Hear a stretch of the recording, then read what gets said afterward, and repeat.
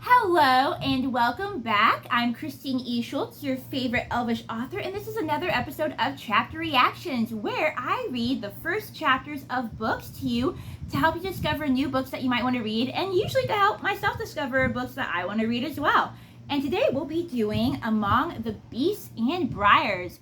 We kind of have a beast theme going on this week a little bit. Earlier in the week we read Curses, which is like a Beauty and the Beast retelling, gender bent, where the girl is the beast trapped in the curse and the boy is more of the Belle figure. So if you didn't watch that and that sounds up your alley, go ahead and watch that video as well. But now we are going to jump into Among the Beasts and Briars. This book is by Ashley. I don't know if her last name is Poston or Poston, but Ashley Poston. And yeah, we're going to jump right in, strap on your elf ears, and let's see what this book is all about. So we're going to go ahead and start with the blurb. And the blurb says, Ceres is safe in the kingdom of Alariah. Here there are no droughts, disease, or famine, and peace is everlasting. It has been this way for hundreds of years, since the first king made a bargain with the lady who ruled the forest that borders the kingdom. But as Alariah prospered, the woods grew dark, cursed, and forbidden. Ceres knows this all too well. When she was young, she barely escaped as the woods killed her friends and her mother. Now Ceres carries a small bit of the curse, the magic, in her blood, a reminder of the day she lost everything. As a new queen is crowned, however, things long hidden in the woods descend on the kingdom itself. Ceres is forced on the run. Her only companions a small and irritating fox from the royal garden and the magic in her veins. It's up to her to find the legendary Lady of the Wilds and beg for a way to save her home. But the road is darker and more dangerous than she knows. And as secrets from the past are uncovered amid the teeth and roots of the forest, it's going to take everything she has just to survive. So yeah, I don't know if this one will be so much a fairy tale retelling like Curses was. I had to remember the name of it. But definitely has that dark fairy tale feel to it. It seems like some other books that she has written, Ashley Poston has written, are Soul of Stars, Heart of Iron, Bookish and the Beast, The Princess and the Fangirl, and Geekerella. So Geekerella sounds like a retelling of Cinderella. Bookish and the Beast sounds like Beauty and the Beast. So maybe this will be a retelling. We've got the word Briars in the title, so maybe something to do with Sleeping Beauty. Also because you do have, the idea of going into the woods, which I guess that could be a lot of fairy tales, though, that have things to do with, going into the woods. But yeah, we'll check it out and see if we can recognize any kind of fairy tale. And if not, maybe this is just its own brand new kind of fairy tale. This one includes a map at the beginning, which I'm always a fan of a good map. I do also include a map at the beginning of some of my books as well. And so yeah, I'm going to jump right in. This one begins with a little section that isn't really labeled as a prologue, but it's only a couple pages, and I'm going to call it a prologue. It is said that the first king of Alariah was born with fire in his blood. It was a time when the cursed wood that bordered Alariah snarled and snapped at the edges of the kingdom, the same cursed wood that had been plaguing the people of Alariah for as long as anyone could remember. But he was not afraid. He raised a path through the cursed wood to the magical city of Vorn, and struck a bargain with the Lady of the Wilds. What he asked for was simple, that Alariah be protected from the monsters who lurked in the forest she commanded. It is said the lady took pity on the king, for he did brave her cursed wood, and gifted him a crown that would protect his people. But because she feared his magic, she made him promise that neither he nor any Alarian would ever return to her city. The forest on the edge of Alariah would be forbidden to all its people. He agreed. For 300 years, Alariah flourished. The crown was passed from father to son, from king to heir, and there were no monsters, no famines, no plagues, no wars. And the city of Vorn, deep in the forbidden wood, fell to legend. It is said that the Lady of the Wilds gifted King Sunder a glorious crown. It is a lie. Chapter 1, The Village in the Valley, and we are in the perspective of Ceres. The wildwood came for us the day the king died. At first, it was only a few spots on an orchid, small black rotten dots that few would even notice. I didn't think anything of it. It hadn't looked like any disease I could remember. Still, I simply bit my finger until I could taste blood on my tongue, then pressed a droplet into the heart of the dying flower. It bloomed once again, pale blue petals unfurling, growing to the size of my palm. I needed a bouquet to give to Lady Gennara for that evening's coronation, after all. A little blood never hurt anything, and no one was ever the wiser anyway. I slid the bloom back into the vase, beside the baby's breath and a few sprigs of bluebells. Papa told me to only use my talent, for lack of a better word, sparingly. A gardener's daughter with blood that could raise entire forests? Only the royal family had magic in their blood. What would Alaraya think if they knew I had a touch of magic too? Even if my power was small, I was quite sure I would be the talk of the town, and not in the good way. "Morning, Sprout," Papa greeted me, coming in through the front of the shop. He knocked the dirt off his boots at the door and hung up his coat. "It's a beautiful day for a coronation." "Don't jinx it," I replied, making a tag for the bouquet. "Lady Gennara," I wrote in my tight, neat cursive. Papa belted a laugh. "What could go wrong? The sky is bright, the sun is out, and there's spring in the air. I can taste it." Watch it start raining the moment one says her vows. "Oh, I would be delighted to accept this crown after the monsoon," I said in the princess, soon-to-be queen, of Alaraya's crisp accent, grabbing the crown of daisies I had made yesterday from the counter and placing it on my head. I mocked the royal wave to all the flowers in the shop. "Why, thank you for coming. I am delighted to ruin all your fine clothes this evening." Papa laughed louder as he escaped into the kitchen just off from the shop. He clanked around in the cabinets to find a cup and poured himself some coffee. He smelled like soil and freshly clipped flowers already, in dirty brown overalls and hard work boots, chewing on a stem of mint. His sun-brown skin was spotted with age, but his gray eyes were bright, like mine. "I got a feeling I won't be coming back to the village today. It's a riot up at the castle. The Seneschal's about to lose her head. She's so stressed." "Poor Weiss, I feel for her." "I don't," Papa groused, coming back to lean on the kitchen door frame into the small flower shop at the front of the house. The shop itself was part of our house. Papa and I lived upstairs, but the kitchen was downstairs, and out the rear door there were gardens where we grew most of our flowers. The old crone yelled at me again this morning. Probably for trampling muddy boots all over the castle again. "That was one time, and it was an emergency." I snorted. What my father deemed an emergency was showing King Merrick four-leaf clovers, or roses that I had accidentally bled on that turned strange shades of purple. I highly doubted it was an actual emergency. The late king had been Papa's best friend, one of the reasons that Princess Anne one was mine. He had been in the room when the king took his final breath 2 nights ago, and we barely had time to mourn his passing, as the kingdom was inherited by his children. Child, I corrected myself, because there were no longer 2. Papa seemed to be reminiscing about the same thing. "It feels like it didn't happen, like he's still here. I keep forgetting." "I know," I replied softly. He stood quietly for a moment longer, and then blinked his wet eyes and cleared his throat. "Well, no use dawdling. We've got work to do." He hooked his thumbs into the loops of his overalls and came around the front of the counter. He took a look at the bouquets ready to be picked up and paused on Lady Gennara's. "King's teeth, those are some beautiful blue orchids." Papa bent in to smell them, and winced. While magic couldn't be seen, it did have a distinct scent that lingered for a while where it had been worked. The smell was like that of our wildwood, like a sunlit forest just after a heavy rain. Orchids did not smell like that. He leveled a stern look at me. "Ceres?" "I know. I doubt she'll notice, though. Last night the flowers were fine, but this morning they were speckled with these weird black spots."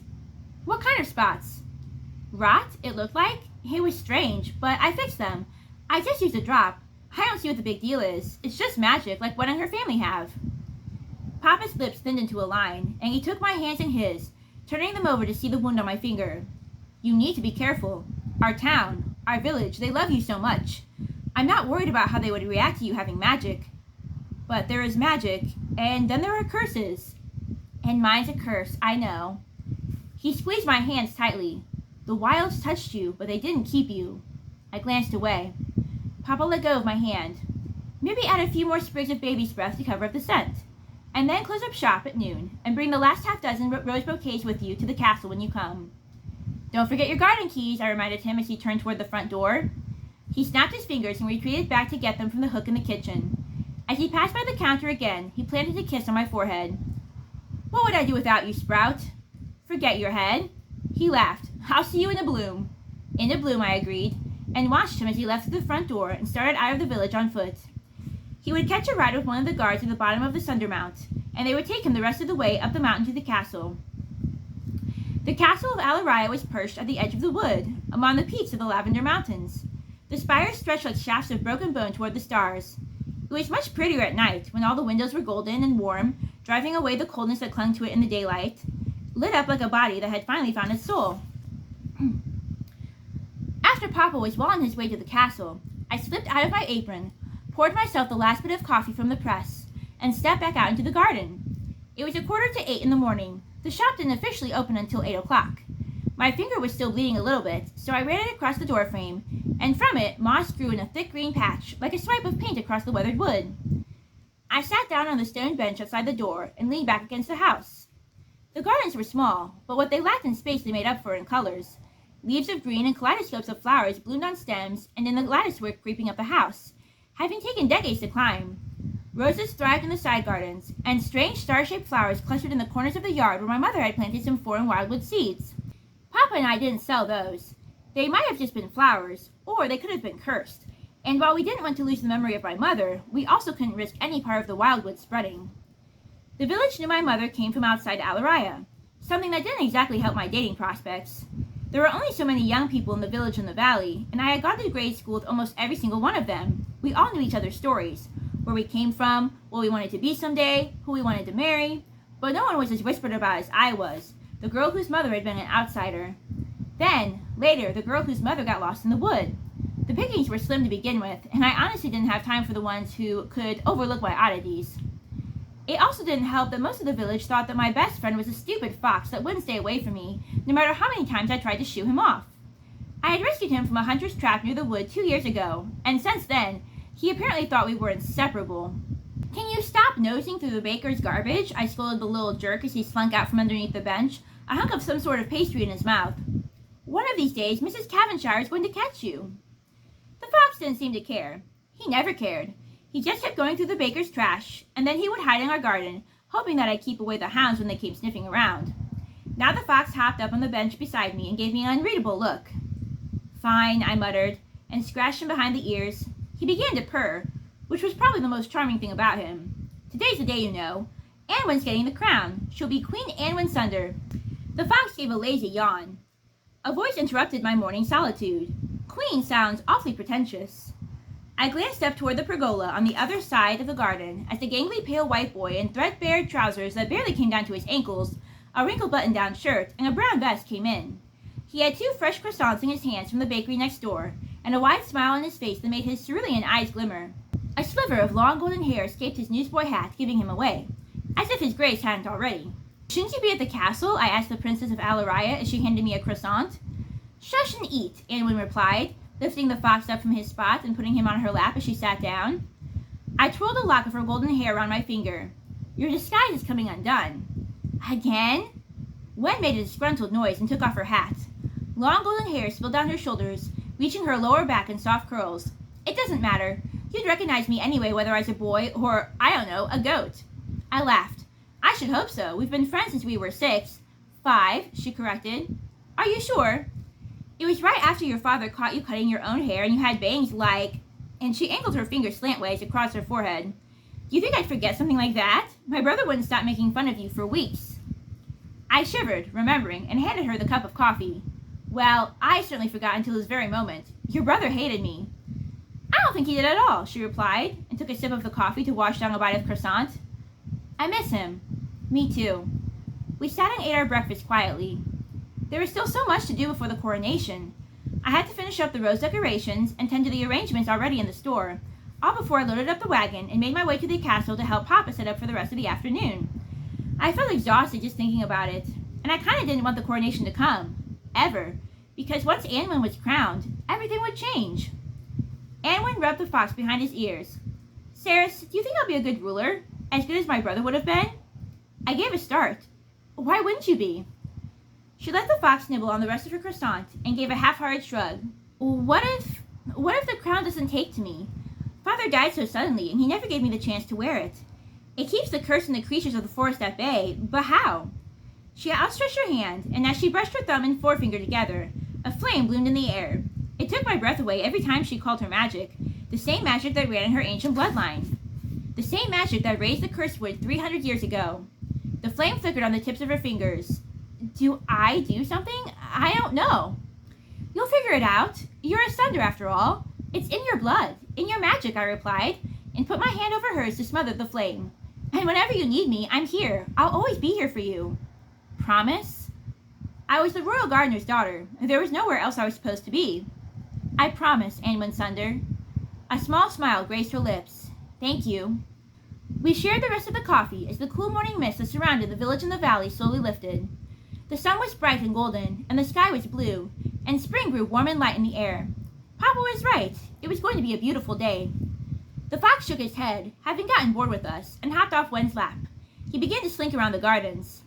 If you go for those strawberries, I warned him. Wen snorted. He's just a fox. He's not going to listen.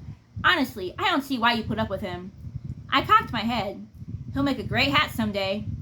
She gave a laugh, and then, unexpectedly, she turned to me. Saris, will you be part of my coronation tonight? It took me a moment to react. What? You and your papa both. I want you with me up on the terrace, not hiding in the back by the garden wall.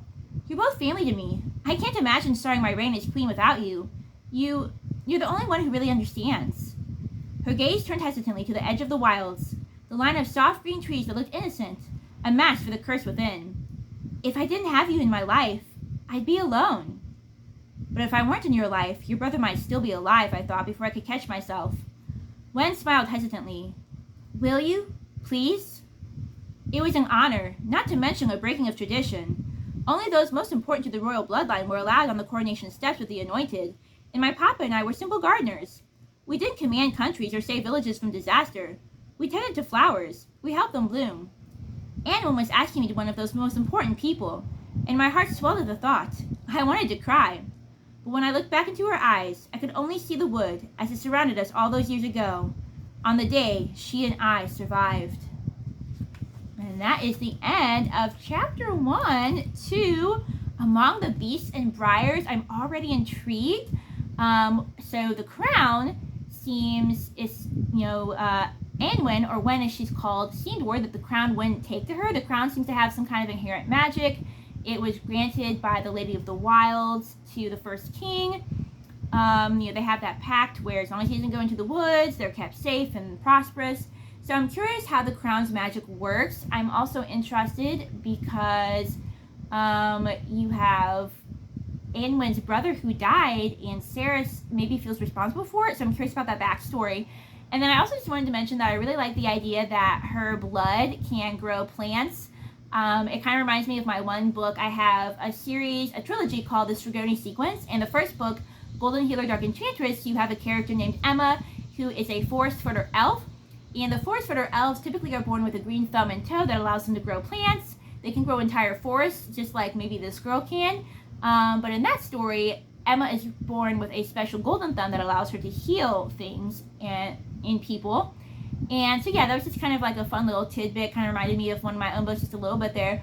But yeah, I'm interested. It definitely has a fairy tale feel.